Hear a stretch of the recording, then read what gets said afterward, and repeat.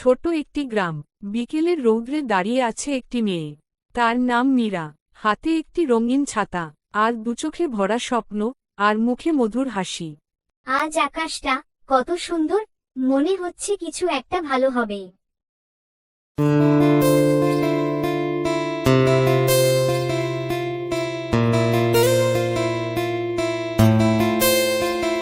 সাবধানে হেঁটে আসতে হবে তো, কার্টুন হলেও ব্যথা লাগে কিন্তু।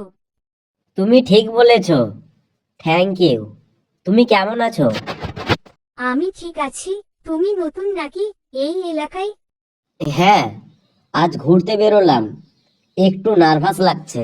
ভয় পেও না, আমিও ঘুরতে বেরোলাম, চাইলে একসাথে যেতে পারি।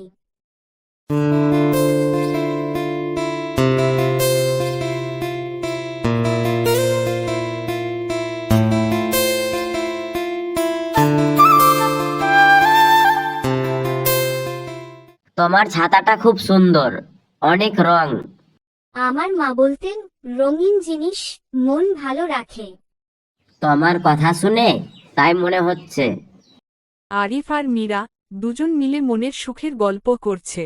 গল্প করতে করতে মীরা আরিফকে হঠাৎ বলে, তুমি এত বই পড়ো কেন? কারণ বইয়ের ভেতরে অনেক গল্প থাকে, বাস্তবের চেয়েও অনেক সুন্দর কিন্তু বাস্তবেও তো সুন্দর গল্প হতে পারে। হয় যদি সঠিক মানুষ পাশে থাকে। আজ মনে হচ্ছে তোমার ছাতাটা খুব দরকার। একাই নয়, আমার সাথে দাঁড়ালে তো বেশি কাজের।